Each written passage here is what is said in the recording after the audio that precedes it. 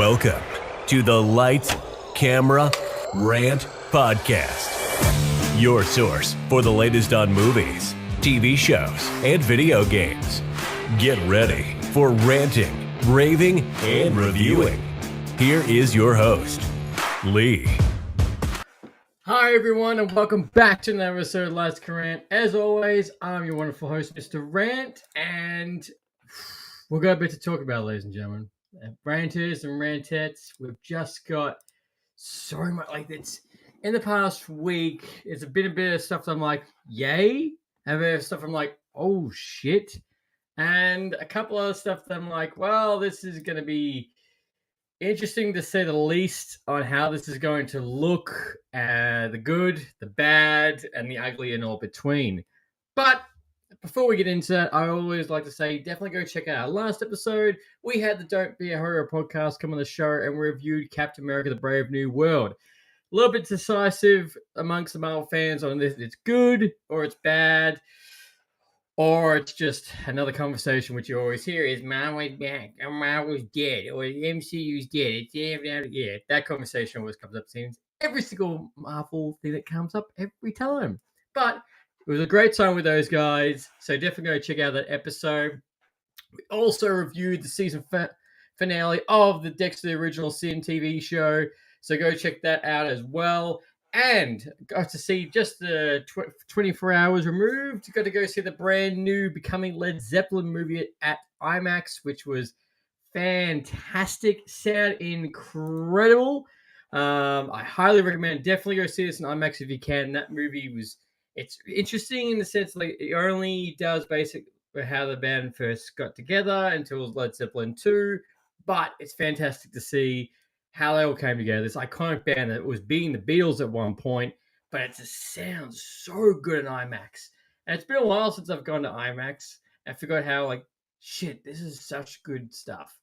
Going to IMAX, it's been ages. The last movie I saw at IMAX was Aquaman 2, and it's probably not the right movie to go see in IMAX to really experience Aquaman 2, which I was grateful to go see it, but I was a bit like, yeah. And I would also like to say hello to Eric on YouTube. As always, man, thanks for coming past. Always appreciate it. And before we go into it, we are going to go into spoils territory for your friendly neighborhood Spider-Man and the latest episode of Invincible, which, if you haven't already started watching, you really need to get onto that. ASAP,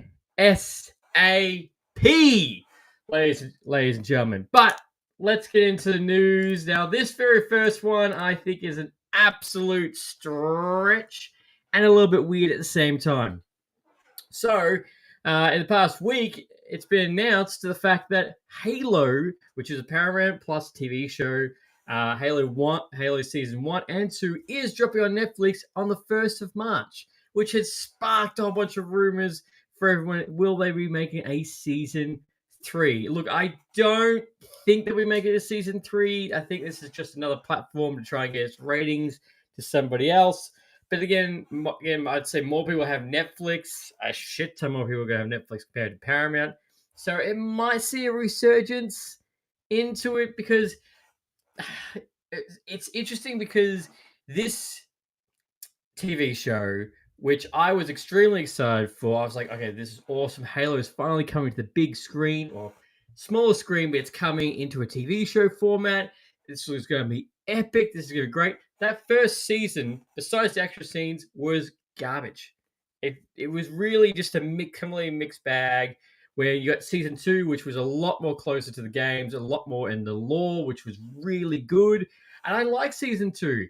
And it's just annoying the fact that as Season 2 ended, is basically the next episode would be the launching point of where you go into the games, Halo game at the very start, which is so annoying, and it got cancelled, and which is understandable because it's very decided. The Season 2 was praised, Season 1 was not so good. It just didn't have those people behind it after a whole bunch of Halo fans felt hurt because of the fact that Master Chief kept taking his helmet off for some stupid-ass reason. And I don't care when people go, have to show emotions.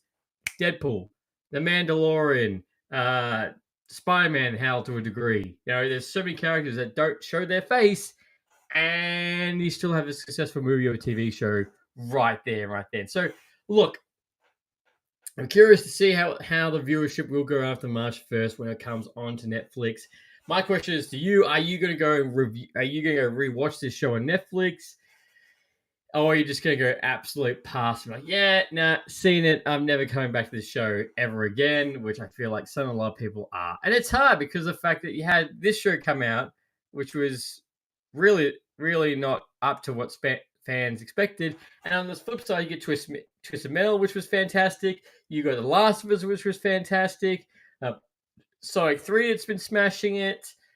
All these video game adaptations, which are doing really well. But then you have this, it's just like, yeah, like, not the whole thing was crap. Like, the whole action scenes, the sets were all great. It was just the fact that it was like, I didn't need to know that Master Chief Go has sex with aliens, or the fact that he takes his helmet off every 2 seconds, or unnecessary backstory that doesn't actually serve the plot anything further, or just a rush thing to the end. So it doesn't really need to. Eric, trying to cram a rewatch of all 3 seasons of Daredevil before the new season, halfway through season 1 so far. Dude, you've only got 2 weeks until, Eric, you've only got 2 weeks until it drops. March the 4th is when it will be dropping. You're going to watch all the seasons of Daredevil, and then you have to watch 1 season of Echo, and then you have to. Yes, I don't know. I don't think it's actually going to matter, but yeah, Daredevil being in She-Hulk, I don't think that's actually going to be canon or count at all going into this Daredevil TV show. But at the same time, I was actually funny. I was looking at the scheduling, and I didn't really click before, but I was looking. I was like, oh, Daredevil's coming out this week, which we're going to talk about. Another show is coming out April 13th, which is going to be going at the same time. Oh, actually, no, Daredevil. No, sorry, April 13th and Andor season 2, which are going to go head to head, which is going to be intense. But yeah, do you want to see a Halo season 3 produced by Netflix, or you think dead, scrap it, just move on to doing a complete reboot and going into a movie? Let me know what you think. Also, now this is the little other thing I was talking about, was the fact that with it was really cool in the past week, is that the brand new the brand new Christopher Nolan movie. Eric, I'm not rewatching Echo or She-Hulk probably ever again. Literally the 2 worst MC projects. Lol. Yeah, look, I'm not surprised, man. It's okay. It's okay. Echo wasn't too bad. And She-Hulk was, yeah, that's a completely different kettle of fish altogether. Of whether you like it or not. The Daredevil stuff in She-Hulk was good. Mate, it was good with his character. Like, he seems to be all right. Everything else around it was a bit iffy. Yeah. So the Christopher Nolan movie that's coming out in July 17th next year is Odysseus. Now, it's got an absolute stacked cast, but the 2 main leads are going to be Matt Damon and Tom Holland. Now, initially thinking the fact that Tom Holland was going to be Odysseus, when actually, in fact, it's going to be Matt Damon. We did get a first photo look of him in his suit, gladiator outfit, which looks really good. Just from that photo alone, like, just the fact of what Christopher Nolan is going to bring to this, what kind of role will Tom Holland play? It's just going to look. I'm just so ready for it. Like, it doesn't matter. You go one from the Dark Knight, you go from future, you go to the past, and now you're going further in the past with this. So I'm absolutely amped for this. But yes, Matt Damon is going to be the lead for this film, and he will be playing Odysseus. Eric, Echo is just the most nothing show. Yeah. I still can't figure out how they ever thought that character needed the show. You and me both. It's not what I was expecting.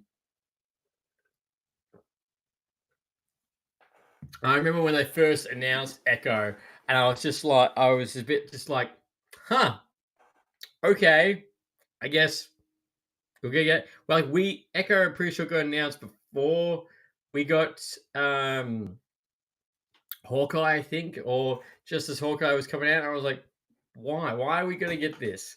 And they try to add a little bit more flair to it and Kingpin, which helped a little bit, but it still wasn't like, Woo! Yay! I can't believe this. And I have no idea if her character is ever going to appear again.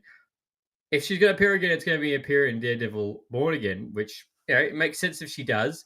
But besides beyond that, that's about it. Also, Eric, yeah, that sounds wild though. Nolan is going to be using animatronics for the Cyclops head. Yes, that's correct. That's going to be fascinating. I think. Oh, that's it. That's one of the fascinating things about this story that Christopher Nolan is doing is because Christopher Nolan loves to do practical. So he's building the big sets. He's building animatronics. He's building all this massive stuff. There's already photos leaked online of what he's building into this intense thing. It's just insane on what he's going to be doing this film, and it's going to look fantastic. It's going to look better than Gladiator 2, which is 100% without a shadow of a doubt. It's going to look better. It's because some of the CGI in Gladiator 2 was a bit rough, especially the monkeys. Also, this is what the other show I was talking about. Just a quick reminder, if anyone doesn't remember, is that Andor Season 2 is scheduled for April the 23rd. So put that in. This is the first Star Wars TV show that's going to be kicking off the year. It's going to be just the same many episodes as Andor Season 1. And this season Andor is going to have some time jumps leading into straight into Rogue One. Eric, I love that he's doing something very different, but also makes sense why he's the one doing it since he's the king of modern epics. 100%. He really is on what he's doing. And I say this every week. Christopher Nolan's films are event films. Like, it is just massive on what he's going to do with this. And his films from, as I said, from Interstellar, Inception, Dark Knight, Tenet. Like, yes, other people don't like Tenet, but it's just such an insane movie, and it's just so good.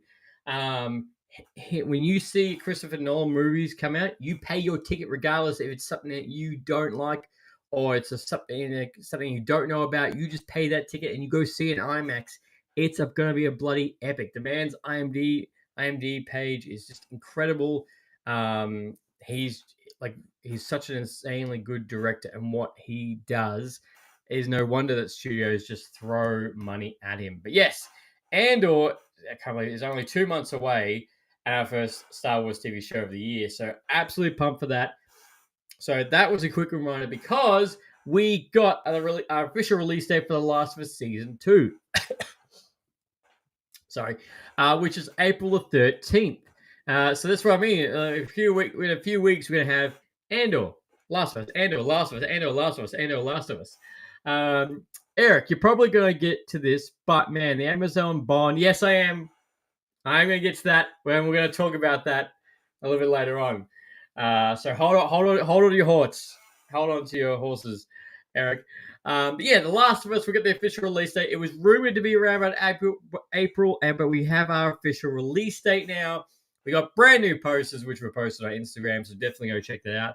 And we're going to be reviewing this every single week, and we are going to be having a fantastic guest who's going to come and do the very start and very end with us, who's been on the show before. So look out for that. But yeah, Last of Us Season 2 is right here. And that was why I thought it was so funny that Halo was back in the news. And then we got Last of Us official release date. So I'm like, this is great.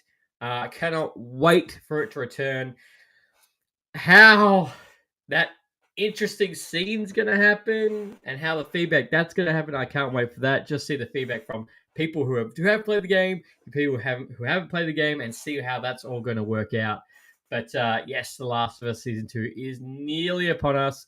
And just a quick reminder for everyone in Australia, because we don't have HBO Max, it will be on Binge, a platform that barely anyone has a subscription to, unfortunately. And the only time I get Binge is I did Binge for Creature Commandos and the Penguin.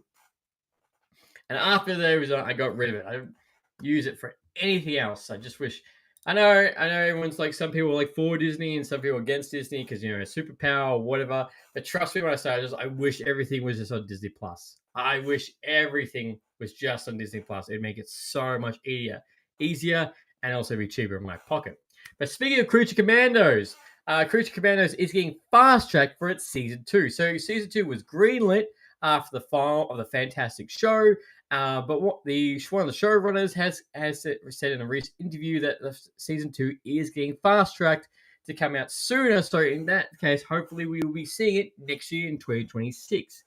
Currently, right now, James Gunn is overseeing Supergirl. He's got Superman coming out later this year, but he's already working on season 2 of Creature Commandos. Which to me, I'm in. The animation that we've been getting lately, which we're getting into, has been fantastic in these shows. Have just been absolute fire. And we did a review of Creature Commandos at the end, a couple episodes back. Hopefully season 2, 2026 will be getting, because it's getting fast track, which is always a good sign. And it's nice the fact that when the breaks aren't as big in between. Eric, we don't have HBO Max here either, but most things HBO are on Crave, just animated stuff like Creature Commandos. Now that you mention it, ticket to find how to get free trial for. I don't know why HBO Max should just be worldwide. I don't know why it's just I understand distribution and go to different platforms and everything, but I'm just do it worldwide. It'll make it so much easier.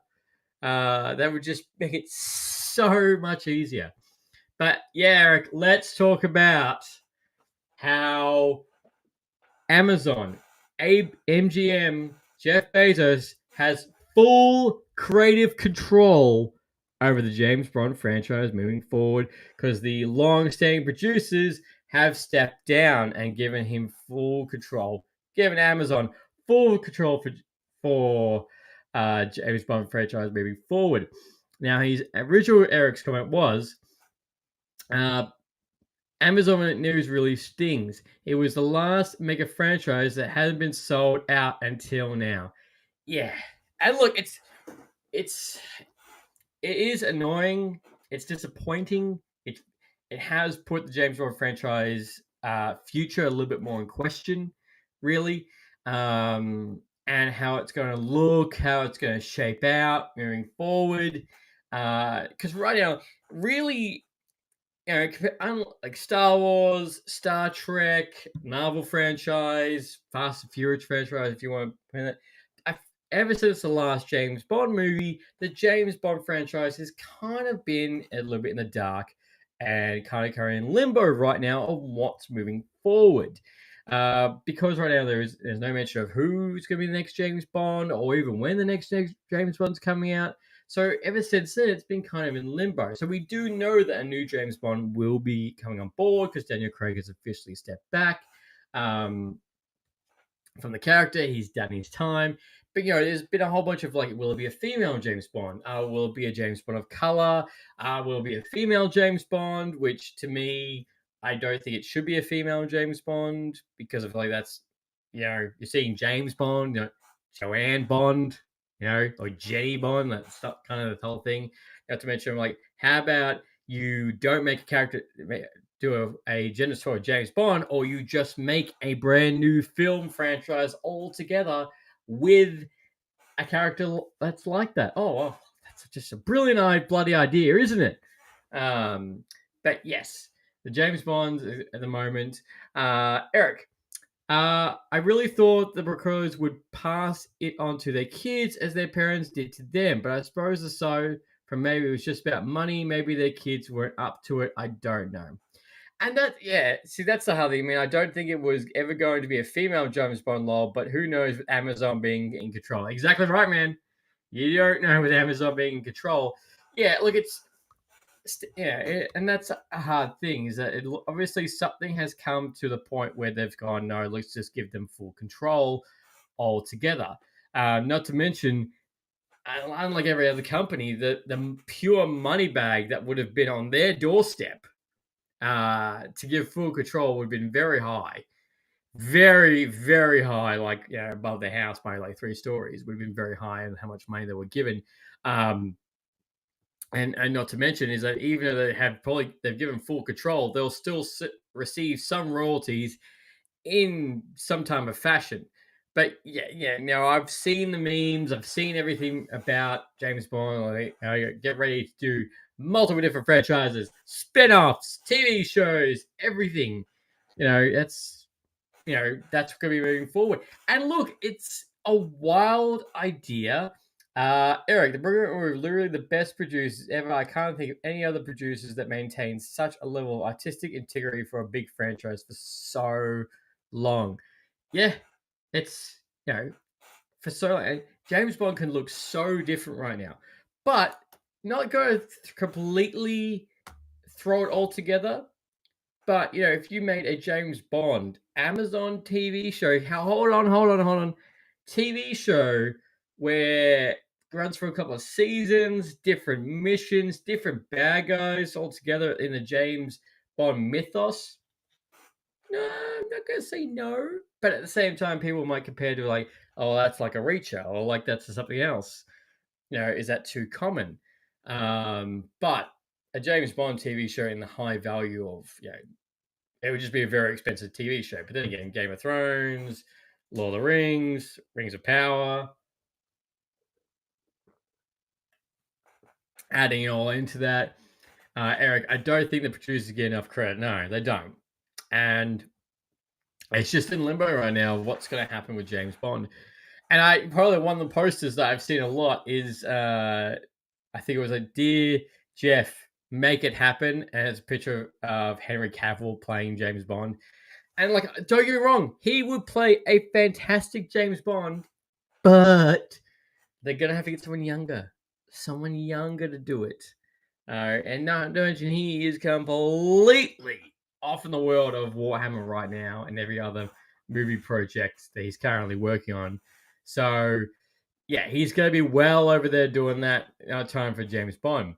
Eric, as a fan.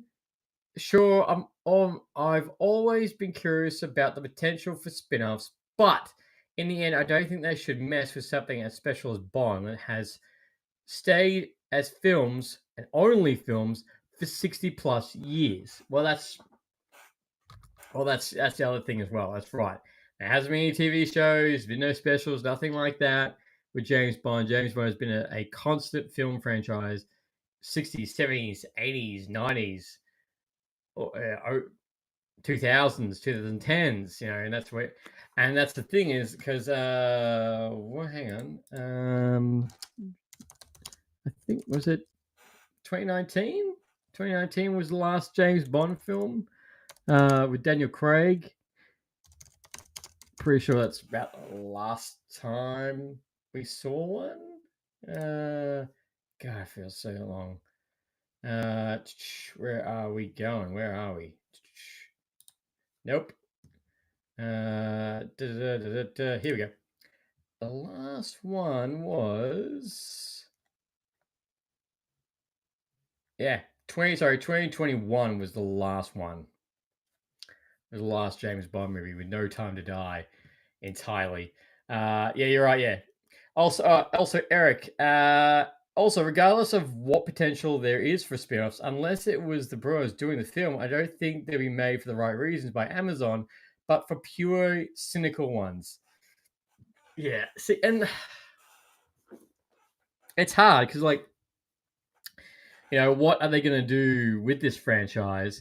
And the background, don't also forget, is that they're also producing. They're also going to be producing and making a God of War TV show. So how is the God of War TV show going to look? That's another kettle of fish. But they've done very well with Fallout. So Fallout was really good, and that's getting fast tracked for its season 2. Thank God. But yeah, look, it's a spin-off. The reason you make a spin-off is that there's a story to be told and it's worth telling, and you want to be in the same universe.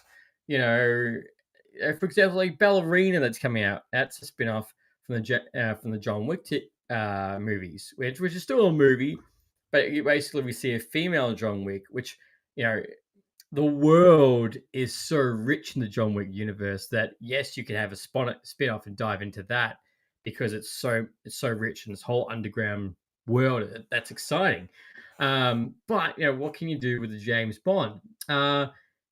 Bond is more sacred than all of these, though. It's like a staple of cinema. It is.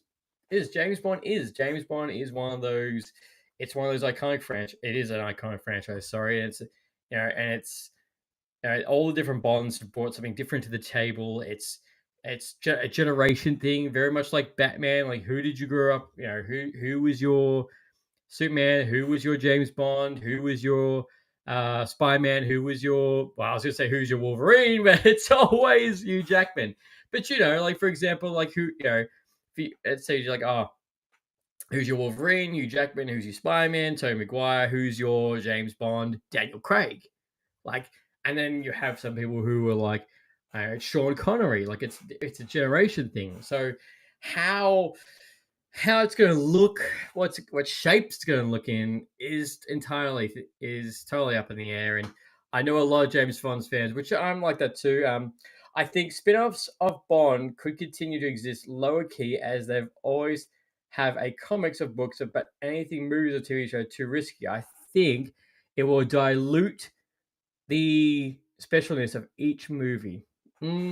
That's true. Oh, Eric, we could just basically make the James Bond cinematic universe.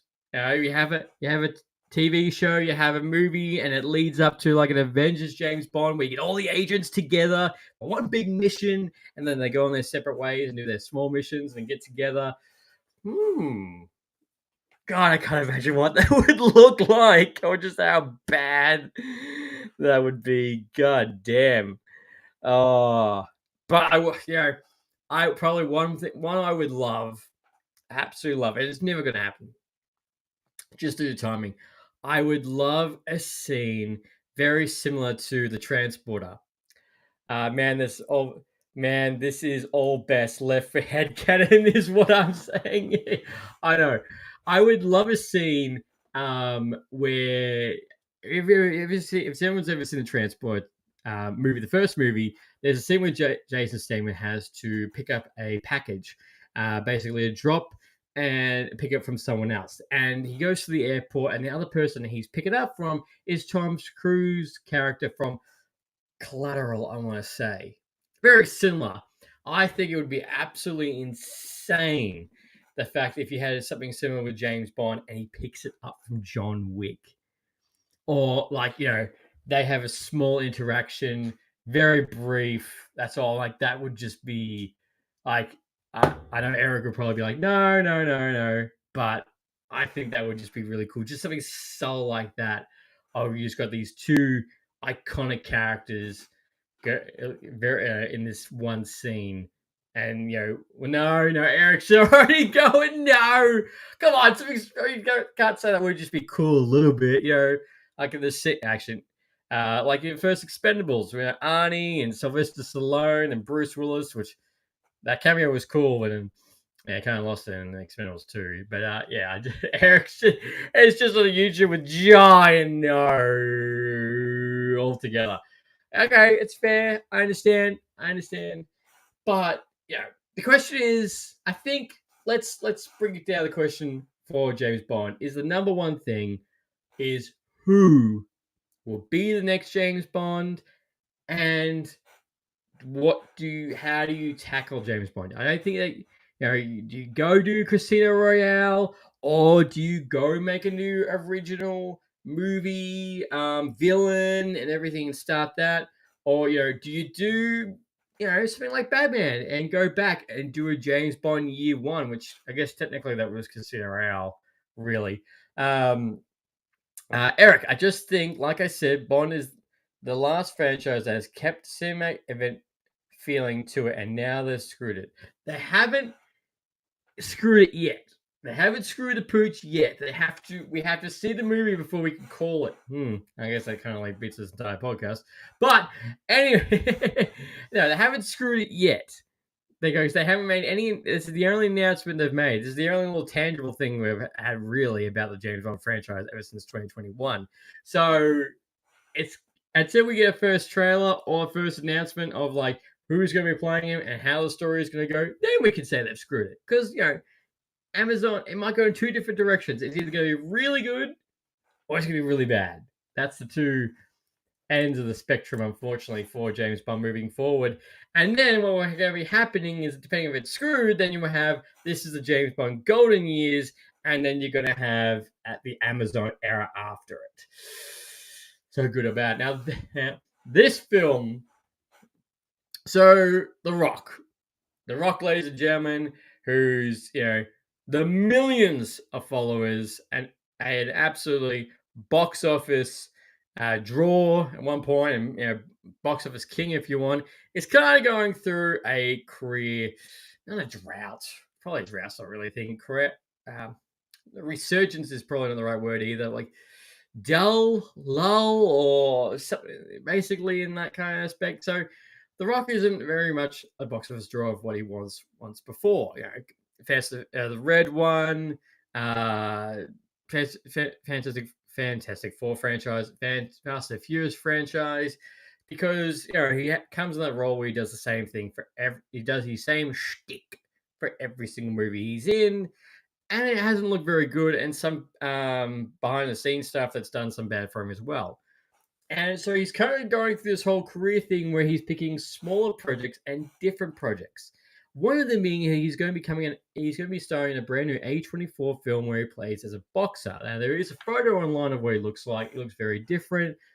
And usually when you do A24 films, they're completely different. And that's very different to his last thing. Also, Eric, Bond is particularly, though, in a way, no other franchise is. Every single Bond film has taken place in the present day of when it comes out, and is doing it because of this and quality. That is very good comment, man. That's very true. So, how's Bond gonna handle the world moving forward now? That's probably the next question. But and he's going to be appearing in that. Oh, but now he is going to be starring in with Leonardo DiCaprio, a brand new Martin Scorsese film, which is basically The Departed meets The Goodfellas, where he'll be starring role. And that's the thing, is like I saw a really good comment one day, was that the best times of The Rock has been great is when he's worked with really great directors. For example, like Pain and Gain with Michael Bay. That's one of his best films The Rock has been in. And like, yes, he's good in the Fast and Furious franchises, but a couple of films that he's been in lately have been, I said, absolute duds. And it's not drawing in the same thing that he once was. So seeing Martin team up with Leonardo DiCaprio and The Rock, I was very curious to know what this is going to be like. And so it's great that Martin's going to do another mafia film. Seeing The Rock play a bad guy would be great. An actual bad guy, mafia. But yes, that is what's going to be happening. Now, there's no release date for this. I'd say probably about 2027, end of 2026, roughly. But I'm curious to know if this will be the little kickback to help The Rock's career, get back on track, or add more quality and depth to his acting roles. Also, so Eric, I think as soon as they mess with any of these things, James Bond, it's really, really slippery slope. The series was not afraid to adapt, but still maintain the patterns with the kind of special. That's what they did as well. But the question is, I think I'm wrong. Not all the James Bond movies are fantastic. There's a couple of duds in there, but it has been able to adapt great. Like Casino Royale, I think is still my favorite Daniel Craig movie out of all of them. Absolutely killer. Also, Eric, Jeff Bezos is going to be the greatest Bond villain of all time. We all know it. Oh, don't worry, man. I've already seen the memes of all of that. I really have. So we'll wait and see on how this is going. Look, good or the bad. Also, Netflix is teaming up with the creators of Sifu to make an adaptation of a live action film coming out behind with Chad Steele, who's producing it, who also directed the John Wick franchise. I think this is going to be a fantastic fantastic video game to big screen. I think would be really great. Oh, man, when I say big screen, I mean like Netflix's screen. I think that would look fantastic. This was such a unique game. It had such a great, fantastic martial arts in it, and a cool concept that every time you died, you got stronger, but you got closer to death. every time you got reincarnated. So you got to make sure the fact that you don't die too many times, yet your abilities get better and better each time. It was a really good game, aesthetically pleasing. I loved it. And I say I love it, but I haven't gone back and played it because I completed it, all done and dusted. But yeah, I'm curious to how this is going to look. But soon when I saw it was Netflix, I was like, but then when I saw the fact that it was going to be produced by Chad, I was like, hey, this could be pretty good. So definitely curious to when that's going. Like, no release date at this stage, but yes, the Sifu live action film is going to be on its way. So very curious to what it's going to look like. Now this was a bit like, god damn.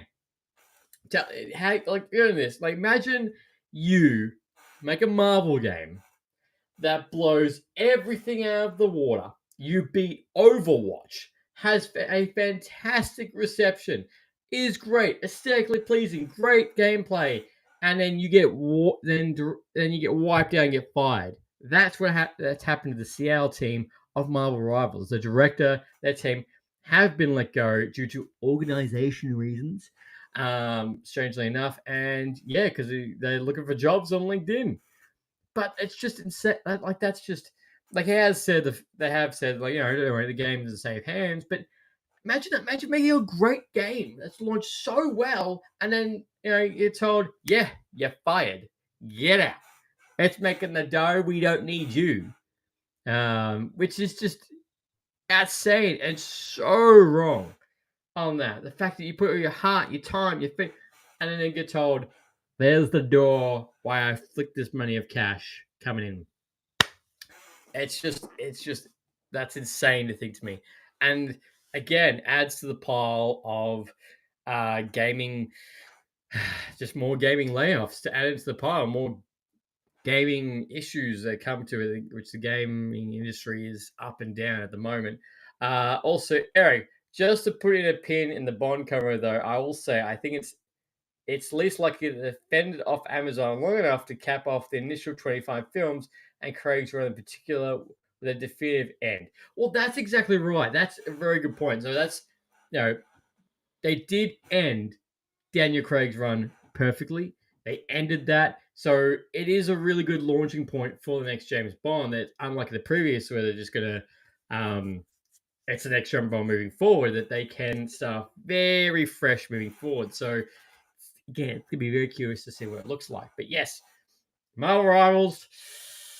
Oh, it's just so wrong. Like, you put all your heart into it, into this, and then boom, bye bye, get out, go. I don't need you anymore, and that's it. Go find another job. So the gaming industry is very interesting at the moment, and it's just a little bit not looking great. You see stuff like this, more layoffs, and like I hope they all find new jobs. I do. The fact that they've done this, it's amazing what they're going to be able to do on the next one. But yeah, that's very tough.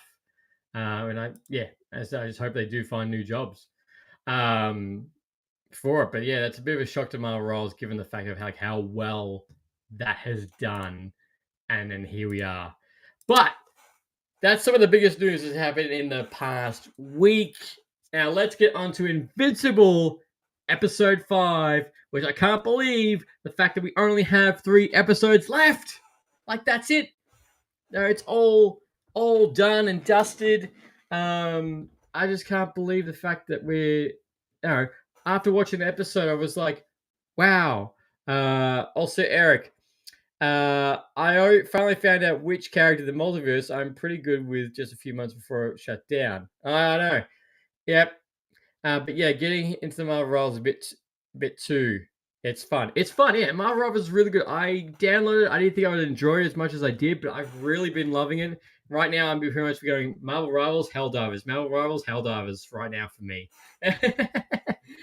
But yeah, Invincible.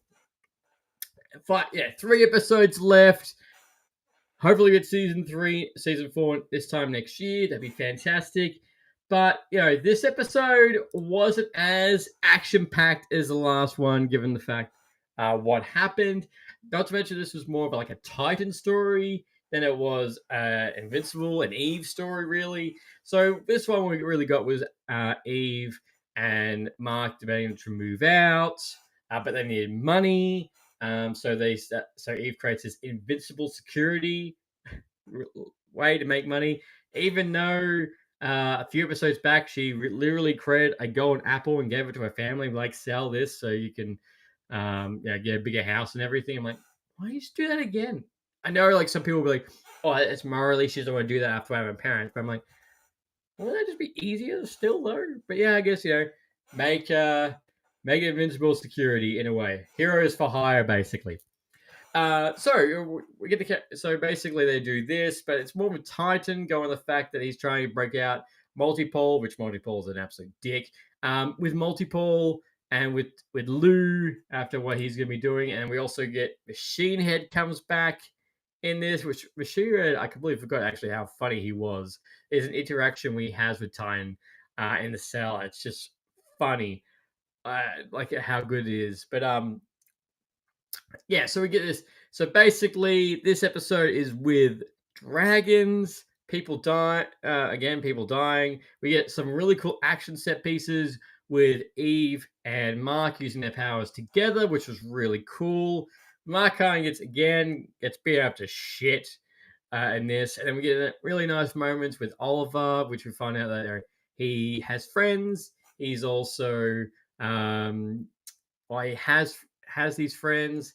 He also protects them, but he doesn't kill anyone, which was a very good and wholesome moment. That was good to see. Also, we get a really gross scene of multiple, the way he breaks out of the cell initially, just keeps multiplying in a cell, and basically pushes his way out with his own body's dying. Ew! I was just like, oh god damn, that's wow, that's an interesting way to die, but also keeping the main one safe. It's always the original one that's going to die. So we get this going on, and it's still a solid episode. There hasn't been an episode that's been a lull point. So even though that yes, this didn't have as much action, we got some got some great callbacks to last season.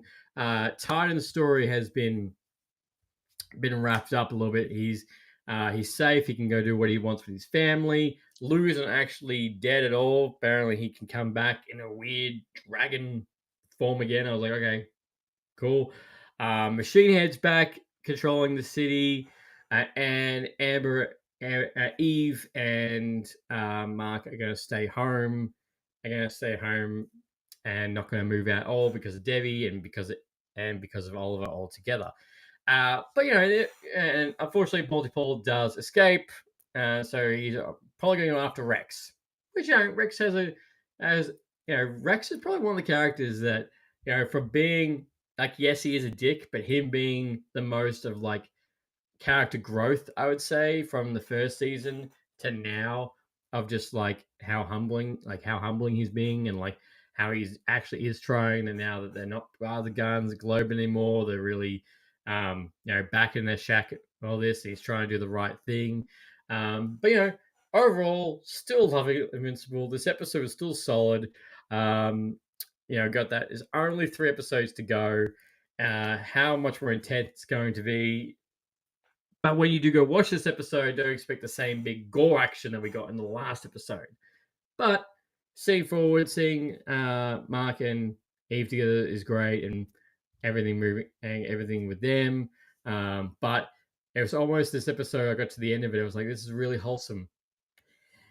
Someone's gonna die, and then when you go on a TikTok or like Instagram, you can see people talking about, what's gonna happen next in the comics, and I'm like, oh god, I don't even want to look at that at all. Like I just go wicked away.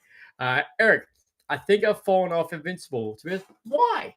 If you watched the last episode, why have you fallen off, man? It's still going strong. Like it's still good.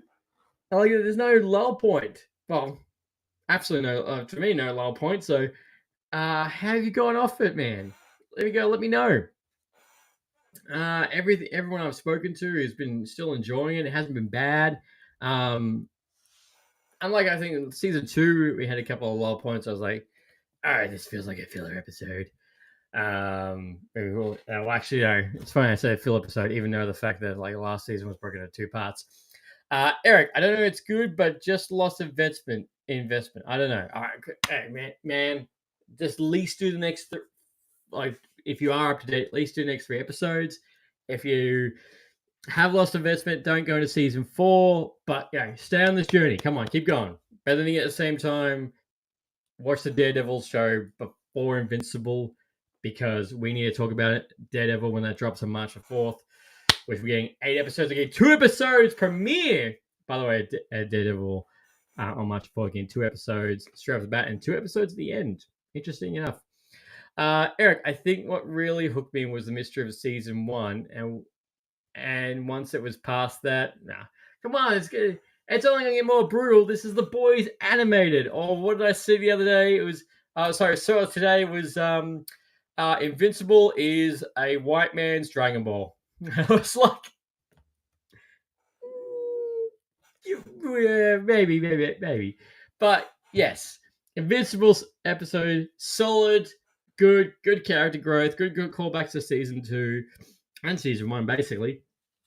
So that was really good to see. It's staying strong going into the last 3 episodes. 3 more weeks, and that's it. And anyway, it's going to be 1 week. We're going to be talking about Invincible, and we're going to be talking about Daredevil. Eric, I'll probably try to continue it at the same point. Good.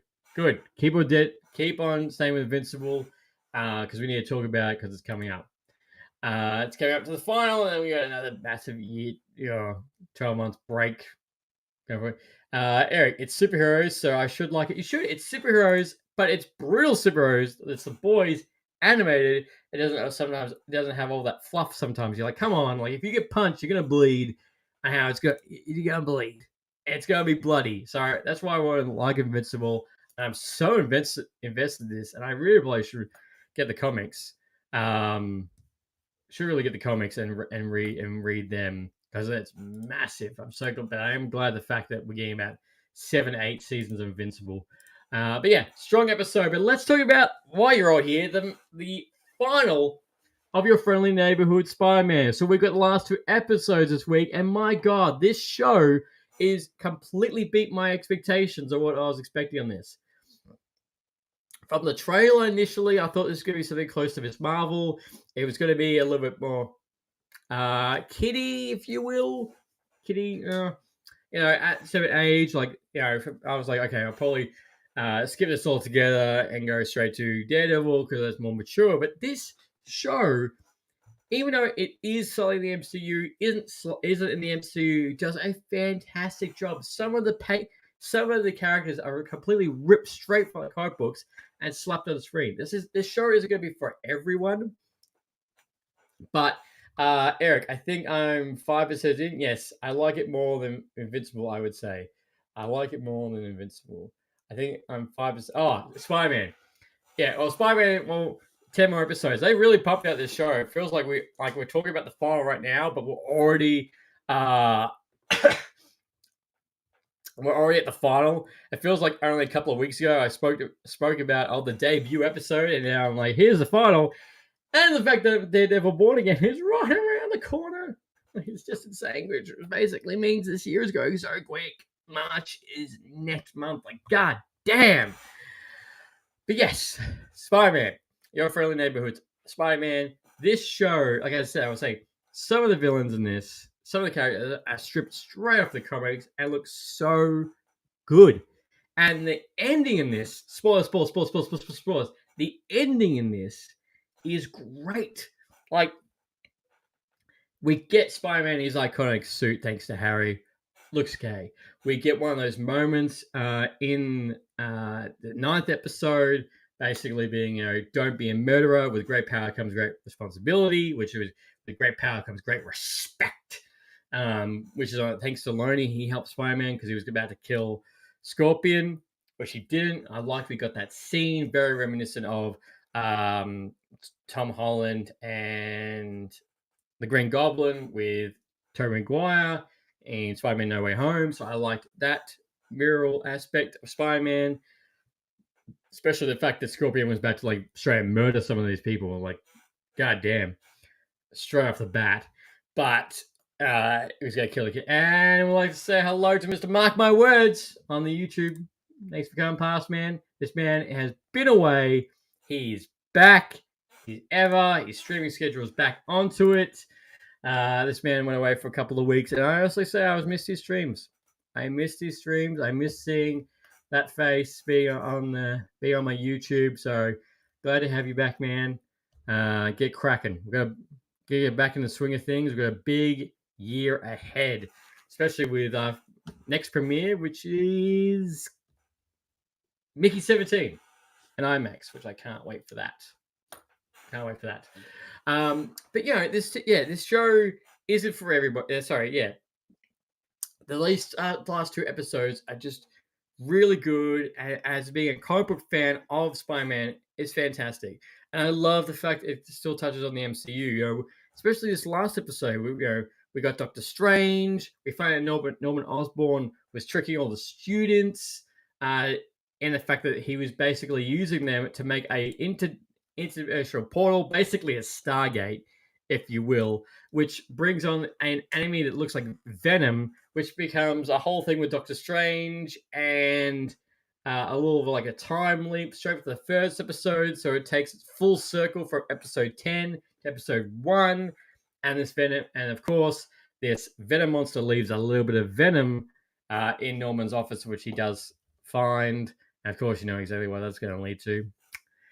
That's around the corner, but you know we get these villains, and it's well worth it. You know, seeing Norman Osborn, who eventually will turn to Green Goblin, that the creators have said he will. The show has been greenlit for season 2 and season 3. The episodes only go for like 40 minutes, so you can smash this out. It's good, but and the fact that we got Richard Parker right at the end. Harry is also. Sorry, Eric. I know I'm going to spoilers, so sorry, but I appreciate you being here for as long as you have. Harry makes his own company. There's obviously a whole bunch of controversy with Oscorp. We see how much Norman Osborn hates Doc Ock. You know, Doctor Strange and all of this. It's such, and it doesn't feel like too much. Like with everything that's going on, everything feels earned. Everything feels like it's just. Also, Eric, it's okay. I don't mind really for this too much. I don't mind really. Okay, good. All right, good to know. I was just thinking. I was like, wow. I was like throwing all the spoilers right in front of you. What you just said, I'm only up to episode 5. But even though you're up to episode 5, keep going. I keep going. I'm still enjoy watching it. Good. Definitely keep going because it's. I did think this show was going to be worth it, but it's been a nice little like drawback, flashback, basically a drawback, homage, if you will, to the iconic Spider-Man comics. Seeing Iron Man, seeing Doc Ock being straight off the comics is just fantastic. And this final left us so much moving forward to season 2. You know, we got the fact that Spider-Man and Nico, they're friends again. What her little secret is, how Harry's company is going to go. It just does a really good roundup of everything and leaves you wanting more. And I think that's one of the best things that this show has done. And it's makes becoming Spider-Man earned of how he became Spider-Man, all these experiences, the weird and wonderful with Daredevil. Doggy Darko, how you going, man? Thanks for going past the YouTube. Appreciate it. If you haven't already, you need to go check out this man's channel. This man absolutely kills it on every single front that he does. I thought the show looked like trash. Fair. But I might have to look at it now. It sounds good. It's funny you actually say that because I saw a post today. It was like list of shows that writing is 10 out of 10, but animation is 5 out of 10. And it was a picture of Invincible and this Spider-Man TV show. And look, the animation isn't. I don't know. The animation for the Spider-Man TV show, I feel like it's not so much it's crappy animation. I feel like the animation is just based off the comics. and like it can look a little bit jarring. But the animation to me, I was one of those people where I saw like, oh, this looks weird, but it's not that bad actually. And yes, the animation for Invincible isn't overly great, but the writing is just top notch. Eric, yeah, I thought it did as well from the trailer, but it won me over. I'll admit. That's the thing. I'm exactly like that. I was a bit like, this looks a bit rough, but no, like it does. It's very faithful to the comics. It's partially in the MCU. It's very much feels the growth of Spider-Man coming up. It leaves the door open so massively for the season 2 and season 3. I don't think this show is going to break like streaming records are massive. I think as a Spider-Man fan, as a comic book fan, I think that's where it's really going to grow and really enrich the Spider-Man universe. We get to see Spider-Man interact with more characters we haven't seen interact in the past in the live-action movies, or when he was in What If, only for his own reason, season 1. So we're seeing him interact with Daredevil. We're seeing him act more with Norman Osborn. It adds that little bit more to this universe. Also, don't sorry, Taco. Yeah, like Borderlands. I used to hate the cell shade style in the game, but the gameplay is so good, it sucks you in. It's funny. That's actually probably one of the best ways I could describe it. Yes, very similar to Borderlands in the animation style and the fact that it just really draws you in. Because I remember when the first Borderlands came out, I was like, that looks a bit funny, a little bit weird, and then boom, Borderlands 2, 3, 4, and 2 spin-offs, I'm pretty sure. 3, if I'm not correct, with different things. And has become Gearbox's flagship show altogether. Sorry, flagship game. So it's just smashing it. Also, Eric, I love the cell shading. Looks like Telltale Games and stuff personally. Yeah, Telltale Games. That's where it fits in. So this isn't. Yeah, I know everyone is hyped. I'm the same thing as well, hyped for Daredevil Born Again. But I don't think this is one show you should sleep on. If you're looking for something to watch, if you're looking for something, if you're a Spider-Man fan just alone, like yes, this isn't Tom Holland, but it's a great cast and you're exposed to more characters going forward. It just nice wraps it up. And the fact that probably the little thing at the right at the end is shit. Peter Parker's dad is in prison, and I'm not fully in depth of Richard Parker's entire life except for the Amazing Spider-Man, but I think that adds a fantastic dynamic into the show on how that's going to, Aunt May and Richard Parker, like that's going to be really cool moving forward, and how that's going. Because I remember it was Spot and Emma at the Amazing Spider-Man. There were spies. They were working for Oscorp, and that whole kind of aspect. And they did die, and there's a deleted scene where he's actually alive, which was cut from the film. But I do want to see how this all plays out. So season 2 is already in production, so I'd say that would be coming out 2026. Very similar. But I must admit, I am enjoying this. Like, hey, here's 2 episodes. Here's another 2 episodes another week. Here's another 2 episodes. Here's another 2 episodes.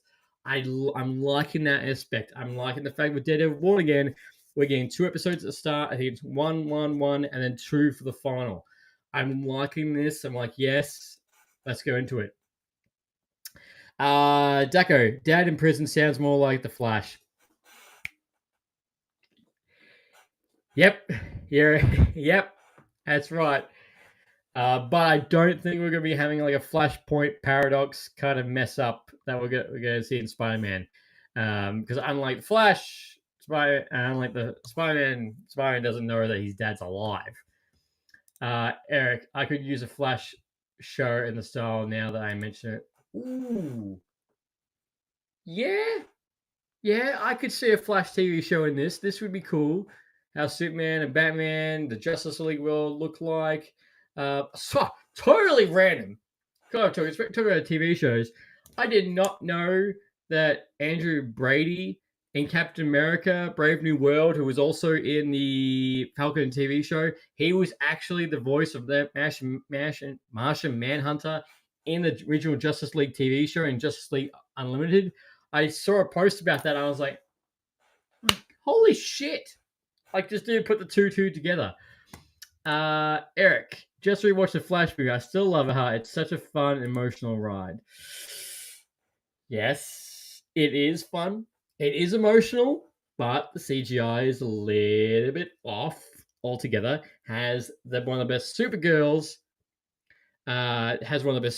It's a very darn shame that Sasha is not playing Supergirl again. Like, yes, I am very, very excited for the brand new Supergirl film, but I feel like Sasha should have got another crack in between this. But yes, the DC is just a big ball of mess, which I can make an entire episode of, which I have actually, which could use update. I did make an entire episode of the missing sequels of the DC universe, which you should go back and listen to, because that episode was about an hour and a half of all the things that got announced, all the things never came into fruition, and all the things that got reworked and redone altogether. Darko, yep, she is the only good thing about that film. Seeing Michael Keaton back as Batman was cool. But Sasha, yeah, she did a great job, and it's just a darn shame. It's like, hey, you did a really good job. We don't need you anymore. See ya. Yeah, we know that you signed a big contract. Yeah, it's cancelled. Null and void. Have a nice day. Don't need you. But you did a really good job. That's fantastic. But yes, with the Spider-Man, your friendly neighborhood Spider-Man done and dusted, and we now move on to the next few episodes of Invincible, and then we move on Daredevil Born Again in TV show format. And then leading up to it, we have Mickey 17, and we're going into Thunderbolts. She's good, but not Keaton. I'm sorry, but Miller 2 were great in it. Yeah, like, he was good. Just his acting career is pretty much dead. It's gonna take for him to come back after the things he's did, the groups he's part of, and choking people. That's really weird. Isla Miller, interesting, and not to mention his other franchise, The Fantastic Beasts, and Where to Find Them, is dead. That is not moving forward anymore. Eric, I'm saying all three were good. Yeah. But no, she's good, but no, Keaton, I'm sorry, but Miller is good. All right, I guess all three. Yeah, it's all three. But Sasha was the standout altogether. But look, I want to say thank you very much, guys, for coming past. All of you, Mark, Darko, Eric, thank you so much for coming past and for this episode. I really do appreciate it. I appreciate every single time someone comes past on the show and come join me. And Eric, I really appreciate you've been here for the entire time. You are an unsung hero, and everyone else in between it. I really appreciate it. Also, Eric, he might never come back, and that's fine with me. Just say I really enjoyed him in the film. He's never coming back, ever. Period. He's never coming back. But he was a good Flash. He was a good Flash, and he was good in Justice League, the Snyder Cut. Thanks, man. Doug, a pleasure. Great stream. Thank you, man. I appreciate it. And I need to get your ass on the show too.